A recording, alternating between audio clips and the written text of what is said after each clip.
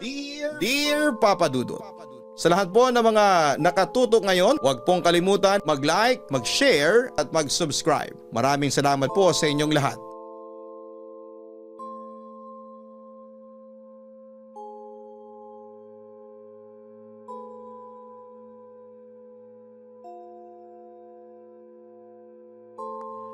Magandang araw po sa inyong lahat, lalo na sa iyo Papa Dudut at sa mga bumubuo ng Papa Dudut YouTube channel. At ganon din sa Spotify. Siya nga pala, tawagin mo na lamang ako sa pangalang Jix. 22 years old na ngayon at nakatira sa Angeles City, Pampanga. Anyway, matagal mo na akong tagapakinig at ever since nalaman ko ang tungkol sa inyong channel ay binala ko nang mag-share ng story sa inyo. Pero ngayon lang ako nagkaroon ng pagkakataon na tapusin po ito at umaasa ako na maitatampok mo ito sa inyong channel, Papa Dudut. Hindi naman sa mayaman pero may kaya kami dahil nasa ibang bansa ang mga magulang ko dahil sa kanilang pagtatrabaho. Solong anak ako kaya naisipan nilang mag-boarding house ako para na rin matuto ako sa mga bagay-bagay at tumayo gamit ang sarili kong mga paa. Third year college na ako ngayon. First year ako noong naranasan ko ang mga pinaka-creepy na nangyari sa akin at sa mga ka-dorm ko, Papa Dudut. Same university din naman kami nag-aaral at ang dorm namin na tinatawag naming Pink Dorm ay nasa pangangasiwa mismo ng aming universidad. Papa Dudut, maraming mga kwento ng kababalaghan dito sa Pink Dorm. Kapag 10 PM onwards ay makakarinig ka ng mga nag-uusod ng mga kama sa hallway kahit na gabing-gabi na. May mga naglalakad kapag Devil's Hour o alas 3 ng madaling araw. May mga nagpapakita din sa mga salamin ng dorm at minsan pa nga ay binubuksan pa yung mga gripo sa CR namin. At ang pinakamalala ay yung bigla kang sasampalin habang natutulog ka tapos ay kapag nagising ka ay magpapakita mismo siya sa iyo, yung multo. Maraming kwento na akong narinig tungkol sa hiwagang bumabalot sa Pink Dorm. Lahat ng estudyanteng naroroon ay may mga kanya-kanyang experience. Mukha kasing ospital itong dorm namin. Tapos yung mga house parent alam mong takot sa dorm na yon. Kasi kung minsan daw ay nagpaparamdam sa hallway sa first floor. Pero dahil sa baguhan ako sa dorm ay nakikinig lamang ako sa kwento nila. Pero hindi ako natatakot o nagpapaapekto. Since lumaki naman ako sa pamilyang hindi naniniwala sa mga multo at paranormal experiences. Pero isang gabi, lahat kami ay busy sa pag-review. At dahil may final exam kami bukas, 5 kami sa room nung kaklase ko.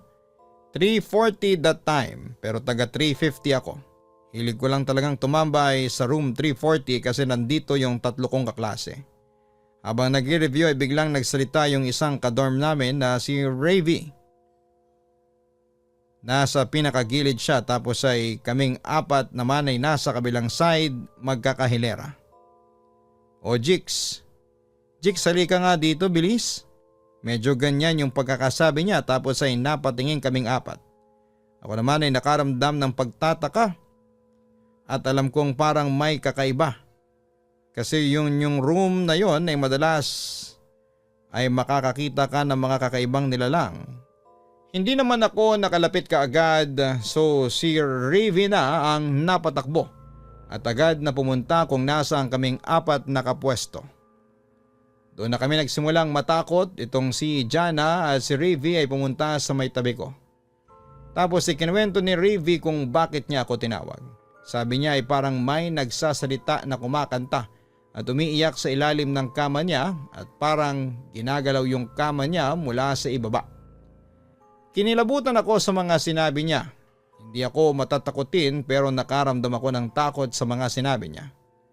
Sinabi ko sa kanila na bababa na ako at doon ko na lamang gagawin ang pag-review. Kaso hindi pumayag yung dalawang matatakutin na sina Ravi at Jana. Samahan niyo na lang akong buwaba at may kukunin lang akong gamit, ang sabi ko. Ang sumama sa akin ay si Rivy at Jana at ang naiwan naman ay si Jessie at si Lian.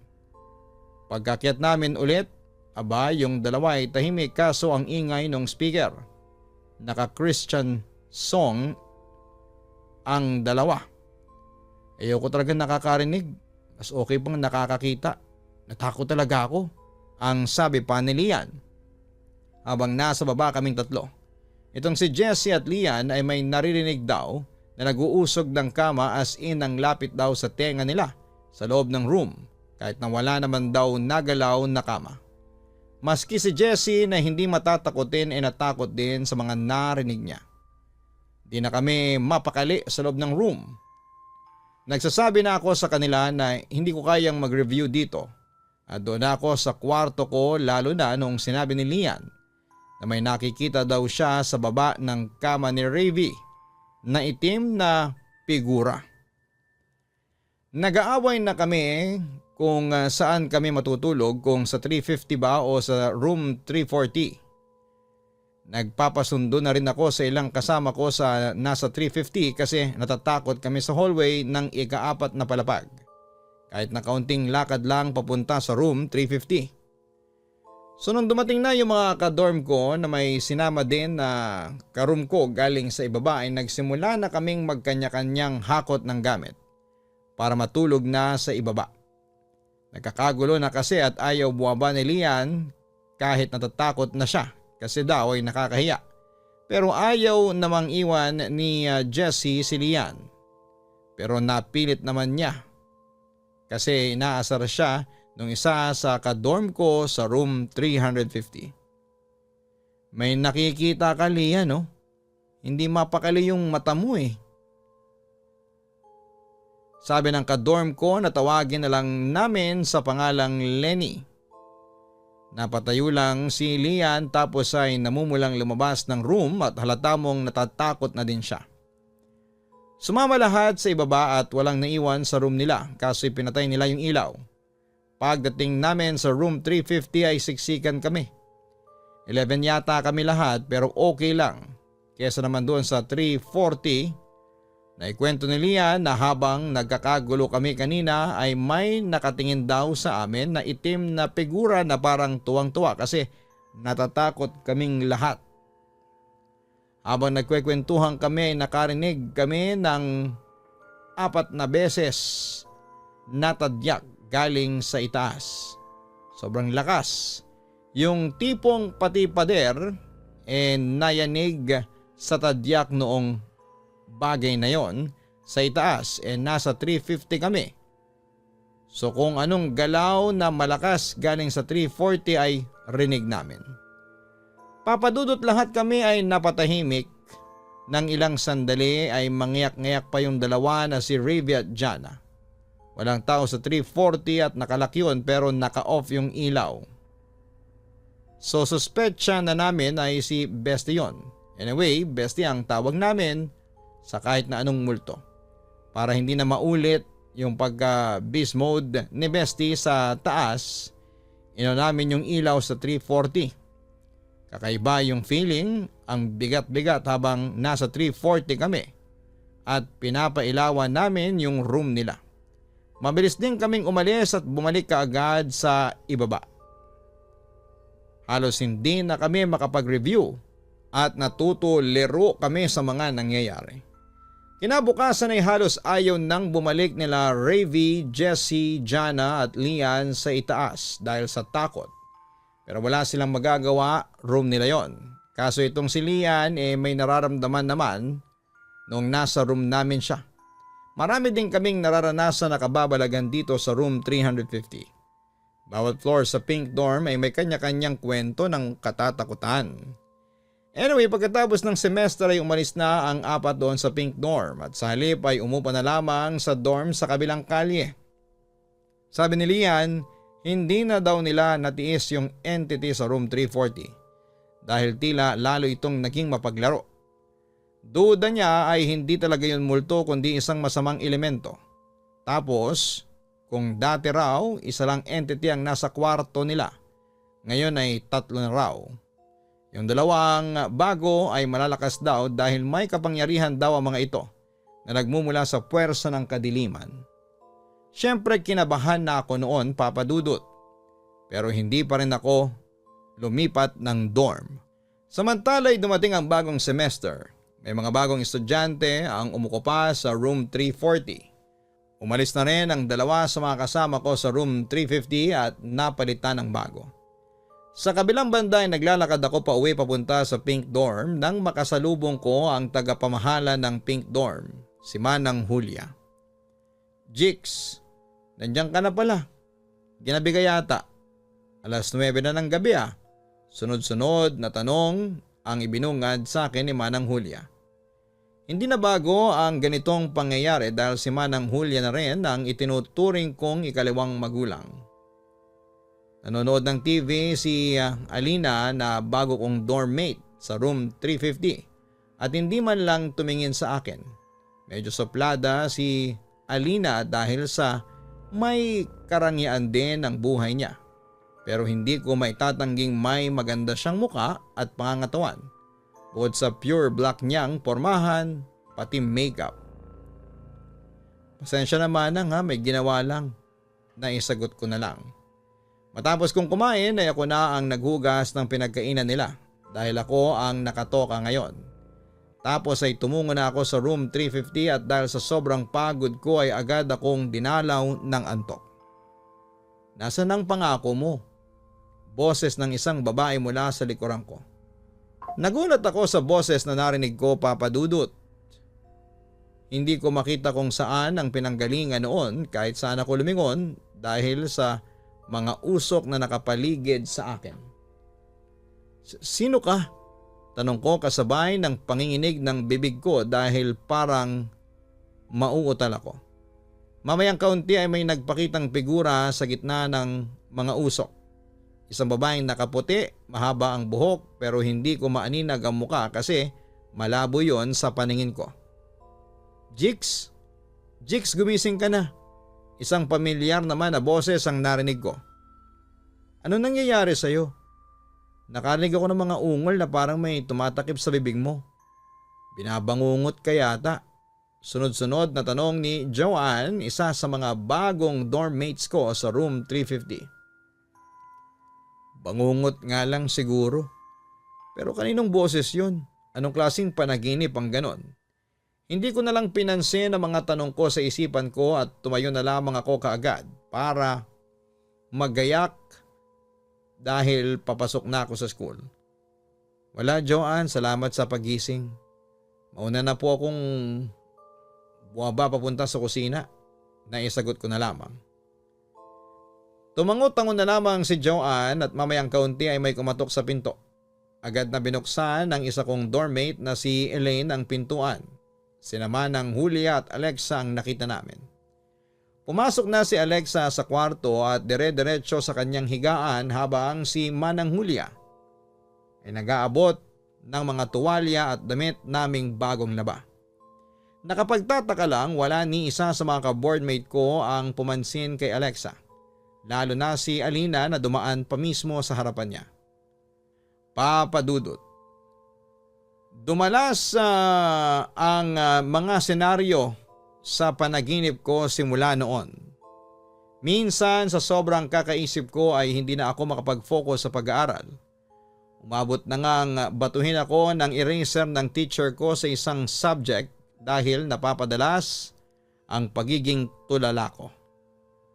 Medyo malayo ang mga senaryo sa panaginip ko. Kaya hindi ko malaman ang mukha ng babaeng yon. Napansin ko din si Alexa na parang kahawig niya ang babae sa panaginip ko. Hindi ko pa siya nakakausap dahil natsetsempohan ko siyang tulog kapag uuwi ako at kapag umaga naman ay aalis na. Pati si Manang Julia ay napapansin din ang mga kilos ko na nakakapanibago sa kanya. Sa sobrang pag-iisip ko ay parang napagkamalang ko na yata lahat ng babaeng nakakasalubong ko. Di bali na lang. Samantala isang gabi ay maaga akong nakauwi dahil wala naman na akong masyadong ginawa. Nanonood ako ng teleserye sa TV dito sa sala kasama si Alina. Napansin kong bagong ligo at papasok sa kwarto ang bago naming boardmate. Susundan ko sana kaso'y hindi ko naman siya ka-close para kausapin. Alina, nakakausap mo ba ang bago nating ka-boardmate? Naitanong ko sa kasama ko. Hindi niya ako nilingon dahil tutok na tutok siya sa pinapanood namin. Kakalabitin ko na sana nang bigla siyang sumagot. Hindi eh. Binalik niya rin ang atensyon niya sa pinapanood niyang teleserye. Nakaramdam ako ng antok kaya mauna na akong matutulog sa kanya dahil si Manang ay kanina pang tulog. Kapag maaga akong nakauwi dito ay natutulog agad si Manang Julia. Sinabihan ko si Alina na tanggalin niya ang saksak ng TV at i-off na ang ilaw, pero tinarayan niya lamang ako. Hindi na ako bata, alam ko nang ginagawa ko. At isa pa, mas matanda ako sa iyo ng 1 taon ha, Jix, ang sabi ni Alina pero nakatingin siya sa TV. Nilingon ko siya pero hindi na ako sumagot. Itinuloy ko na lamang ang paghakbang paakyat sa hagdanan para pumasok sa kwarto ko sa 2nd floor. Agad akong dumapa sa malambot na kutsyon at dahan-dahan na ipinikit ang 2 mata ko. At tuluyan na naman akong nakatulog. Nasaan ang pangako mo? Boses ng isang babae mula sa likuran ko. Dahan-dahan akong lumingon sa kanya, isang babae na hanggang ilong ko ang tangkad niya sa height ko na 5'8". Maputi siya pero medyo namumutla. Hindi mo makita ang mukha niya dahil bukod sa nakayuko siya ay nakatakip pa ang sarili niyang buhok sa mukha nito. Sino ka? Nauutal kong tanong. Dahan-dahan niyang inangat ang ulo niya kasabay ng dahan-dahan rin na pagbuka ng bibig niya pero napansin kong sumusobra na ang laki nito. Nabigla ako sa nakita ko kaya napatras ako at napaupo sa madamong lupa. Sinubukan kong tumakbo kahit na wala akong makita dahil sa mga usok sa paligid ko. Kaso'y natapilok ako bigla na halos hindi ako makatayo sa sobrang sakit. Sino ka ba kasi? Utal-utal kong tanong nang makita ko ang body figure niya mula sa mga usok sa paligid. Lumakad siya papalapit sa akin na sinabayan niya ng nakakakilabot na tawa. Gusto ko nang tumakbo pero hindi ko magawa dahil sa may nararamdaman akong sakit. Kaya naisipan ko na lamang na gumapang. Nasaan ang pangako mo? Usal niya. Dahan-dahan akong gumapang palayo sa kanya. Pero paisa-isa din ang hakbang niya papalapit sa akin. Hindi ko na kaya pang gumapang. Lumingon ako sa kanya at nakita kong hahawakan na niya ako. Pero, Jix, pamilyar na mga boses na tumatawag sa akin. Nagising ako, panaginip na naman pala. Sina Alina at Joanne lang pala ang gumigising sa akin. Malalim at sunod-sunod ang paghinga ko. Pinagpapawisan din ako ng malamig pero ang katanungan sa isipan ko ay hindi pa rin nasasagot. Bakit ba kasi napanaginipan ko yon? Hindi ko alam kung bakit pero agad akong bumalikwas sa pagkakahiga at tinungo ang higaan ni Alexa pero wala ito. Nagulat ako kasi dapat ay nasa dorm na siya dahil gabi na at bawal sa dorm namin ang umuwi sa madaling araw dahil malalaman ito ng school management at mapapagalitan kami. Pero papadudot malakas kasi ang pakiramdam ko na si Alexa ang babaeng nasa panaginip ko kahit na hindi ko makita ang mukha ng babae. Sino bang hinahanap mo, Jix? Gulat na tanong ni Alina sa akin. Hindi ko siya pinansin at lumabas na ako ng kwarto ko. Nakita ko naman si Alexa na nakatalikod at pumasok ito sa room 340. That time ay wala ng tao sa room 340 dahil sa umalis na ang mga estudyanteng nakadorm doon. Nagtaka ako at bakit papasok doon si Alexa pero sinundan ko pa rin siya, papadudot. Samantala bukod kay Alina ay nakita din ako ni Manang Julia at nagulat siya nang papasok ako sa room 340. Anong ginagawa mo? Walang tao dyan. Umalis na kaya lumabas ka na dyan. Sigaw ni Manang Julia sa akin. Bigla kasi itong nag-lock Pero hindi ko magawang lingunin dahil nagulat ako sa mga larawan at poster na nakadikit sa pader nitong kwarto. Puro larawan ko o larawan ng pinsang kong si Jerome.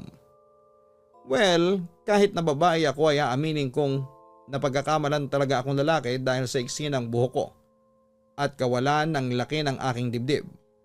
Bukod pa ron ay kamukhang kamukha ko talaga ang pinsang kong si Jerome. Marami ang nagsasabi na para kaming pinagbiyak na bunga. At bigla akong natandaan na dating college student si Jerome sa university namin pero nag-transfer siya sa ibang eskwelahan nang lumipat sila ng bahay ng kanyang pamilya doon sa Antipolo. Nasaan ang pangako mo? Isang boses tulad ng nasa panaginip ko ang narinig ko. Umarap ako sa kanya at tulad ng nasa panaginip ko ay nakayuko pa rin siya dahilan para matakpan ang mukha niya ng sarili niyang buhok. Sino ka ba talaga? Mautal-utal kong tanong sa kanya. Medyo kinabahan na ako at sunod-sunod din ang pagkabog ng dibdib ko habang nasa harapan ng babaeng ito. Jix, ano ba?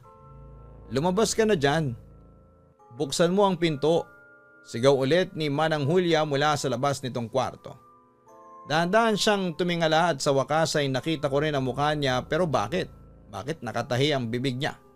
Napansin ko din na nagiging kulay itim din ang mga mata niya. Nagsalubong ang mga kilay niya at pinakitaan ako ng masamang tingin. Medyo sumakit ang ulo ko nang makita ko yon. Ako naman, napatras ako at napaupo sa kama. Sa isang iglap lang, nasa likuran ko na siya habang sinasakal ako ng braso niya. Jerome, papatayin kita. Papatayin kita. Bulong niya sa tenga ko habang sinasakal niya ako gamit ang braso niya. Hindi ako si Jerome, babae ako. Jix ang pangalan ko at pinsan ko ang hinahanap mo. Pasigaw ko namang sabi sa kanya. Agad akong binitawan ng multo. Hindi nga ikaw si Jerome. Tila galit na wika ng babaeng multo. Ano bang kasalanan niya sa iyo at galit na galit ka sa pinsan ko? Tutulungan kita. Sabihin mo lang sa akin kung anong ginawa ni Jerome sa iyo. Tanong ko. Pero hindi ako sinagot ng babaeng multo at sa halip ay nawala ito na parang bula. Kaso papadudot ay unti-unting lumabo ang paningin ko. Paglapit niya pa lang, bigla na lang akong nawala ng ulirat at nakatulog. Tapos na naginip ako, nasa isang madilim na kalye ako papunta sa Pink Dorm. Pero sa malayo agad kong natanaw na mayroong naglalakad na magkasintahan na palapit sa dorm. Agad ko silang namukhaan, si Jerome ang lalaki at yung babae naman ay yung multo na nagpapakita sa akin. Kung babasehin ang kilos nilang dalawa ay mukhang mahal na mahal nila ang isa't isa. Kaso'y mula sa likuran ko ay lumitaw ang dalawang lasing na lalaki. Nagulat ako lalo na nung nilapitan ng dalawang lalaki sina Jerome at girlfriend niya. Pinanood ko lamang ang mga sumunod na eksena at binastos ng dalawang lalaki ang babae at binugbog nila si Jerome. Hindi nagtagal ay tumakbo palayo si Jerome at iniwan niya ang babae sa kamay ng mga lasing na lalaki. Pagkatapos noon ay kinaladkad ng dalawang lalaki ang babae at dinala sa madilim na lugar. Hindi ko na nakita ang mga sumunod na nangyari, pero alam kong napahamak ang babae sa kamay ng dalawang lasing na lalaki. Mamayang kaunti ay biglang lumitaw sa likuran ko ang babae sa kanyang multong itsura. Yan ang nangyari sa akin. Namatay ako sa kamay ng mga lasing na yan. Nakulong naman sila pero hindi matahimik ang kaluluwa ko dahil iniwan ako ni Jerome. Mahal niya ba ako? Kasi kung mahal niya ako, hindi niya ako iiwanan. Wika ng babae sa akin. Pagkatapos noon ay nagising na ako. 6:00 na ng umaga ng mga sandaling yon. Kaya nagpa siya akong tawagan si Jerome via video call, hoping nagising na siya at kakausapin niya ako. At kinausap naman niya ako sa video call. Inamin niya sa akin ang tungkol kay Ana, ang girlfriend niyang nanunuluyan doon sa Pink Dorm. 2 years ago bago ako pumasok sa kolehiyo, kinorner nga sila ng dalawang lasing na lalaki habang hinahatid ni Jerome ang kanyang girlfriend. Pero matapos nabugbugin ay natakot daw si Jerome kaya naiwan niya si Ana sa kamay ng mga rapist. Hindi naman niya intensyon na abandonahin si Ana dahil tatawag sana siya ng mga tanod para humingi ng tulong kasi pagbalik nila. Malapit sa pink dorm ay natagpuan na lamang nila si Ana na nakahandusay sa damuhan at duguan ang mukha nito. Positibo rin na ginahasa ang babae. Inamin sa akin ni Jerome na pinagsisisihan niya ang pag-abandona sa kanyang girlfriend pero galit siya sa pamunuan ng pink dorm lalo na kay Manang Julia kasi kahit na sumigaw na sila ay walang lumabas sa pink dorm para tulungan sila. Samantala ay nalaman ko mula kay Jerome na si Ana ay nagro-room pala sa room 340. Kaya ganoon na lamang ka-haunted ang kwartong yon dahil umuuwi pa rin doon si Ana at hindi pa rin niya tanggap na patay na siya. Sa kabilang banda noong araw ding yon ay pumunta si Jerome sa pink dorm. Nag-usap sila ni Manang Julia at pumayag ito na dalhin ang pinsan ko sa room 340. Pumasok mag-isa ang pinsan ko at nagsara ng pinto habang kami naman ni Manang Julia ay nasa kwarto lang. Narinig naming nagsasalita si Jerome. Umiiyak at humihingi ng tawad. At narinig ko rin na mahal pa niya ang babae. Sabi pa ni Jerome ay hindi raw siya nag-girlfriend pagkatapos ng insidenteng yon kasi si Ana lang daw ang mahal niya. Makalipas ang ilang minuto, lumabas na si Jerome sa room 340 at kapansin-pansin na nawala na yung masamang energy sa room 340. Niyakap ko naman ang pinsan ko para aluin. At yun nga papadudot, simula noon ay hindi na ako nakaramdam ng kahit na ano sa pink dorm. Yes, may naririnig pa rin akong nagmumulto sa loob ng dorm namin ayon sa mga kwento pero mukhang ibang entities na sila at hindi na si Ana. Simula kasi nung pumunta si Jerome sa pink dorm ay hindi na nagparamdam si Ana kaya convinced ako na nakatawid na ito sa afterlife dahil sa nagkausap na sila ng pinsan ko. Sa ngayon, papadudot ay umalis na ako sa pink dorm at nakatira na ako sa ibang boarding house. Yes, tuloy pa rin ang pag-aaral ko at pag-abot ng aking mga pangarap. And hopefully, ayaw ko nang makaranas pa ng mga kababalaghan at katatakutan. Muli maraming salamat at magandang araw po sa inyong lahat. Lubos na gumagalang, Jix. Maraming salamat sa iyo, Jix, sa pag-share mo ng iyong kwento sa aming programa. Ayon nga sa mga paranormal experts, ang mga kaluluwa talagang hindi matahimik o hindi makapunta sa liwanag dahil na rin siguro sa mga unfinished business nila. O di kaya ay naghahanap sila ng kasagutan o hustisya. Although ay naman sa mga taong simbahan wala daw kaluluwang ligaw. Pero meron daw mga entities na nagpapanggap na mga kaluluwa ng mga yumao para makapanlinlang ng tao. Ito raw ay alagad ng dyablo at hindi dapat paniwalaan o bigyan ng pansin. Ganon pa man, anuman ang totoo ay ugaliin nating ipagdasal ang mga yumao nating mahal sa buhay nang sa ganon ay matulungan sila ng Panginoon na makatawid patungo sa kabilang buhay.